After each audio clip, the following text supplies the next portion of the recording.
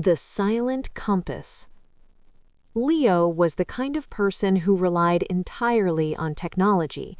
He lived in a sleek apartment in the city center, where his coffee machine knew his schedule and his smartphone managed his entire social life. However, after months of working long hours as a software developer, he felt a desperate need to disconnect. He decided to spend a weekend hiking in the Misty Mountains, a place famous for its dense forests and lack of phone signal. On Saturday morning, the weather was perfect. Leo started his journey with high spirits, carrying a map he had printed just in case. He had been walking for 3 hours when he noticed that the trail markers were becoming harder to find.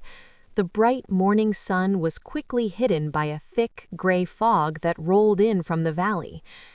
"I should have checked the weather report more carefully," he muttered to himself.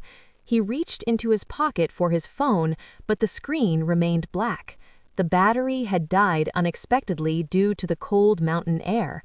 For the first time in years, Leo felt a genuine sense of isolation. Instead of panicking, he remembered an old brass compass his grandfather had given him years ago. He had kept it in the bottom of his backpack as a souvenir, never thinking he would actually use it.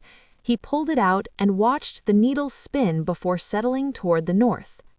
As he navigated through the tall pines, Leo began to notice things he usually ignored. He heard the rhythmic tapping of a woodpecker and the soft rustle of leaves. Without a screen to distract him, his senses felt sharper. He followed the compass's steady direction, combining it with the landmarks on his paper map. By late afternoon, the fog began to lift, revealing the wooden roof of the ranger station in the distance. He had made it. He hadn't just found his way back to safety, he had rediscovered a sense of self-reliance he thought he had lost. That evening, as he sat by a warm fire, Leo didn't reach for his charger. He simply watched the stars, realizing that sometimes getting lost is the only way to truly find your direction.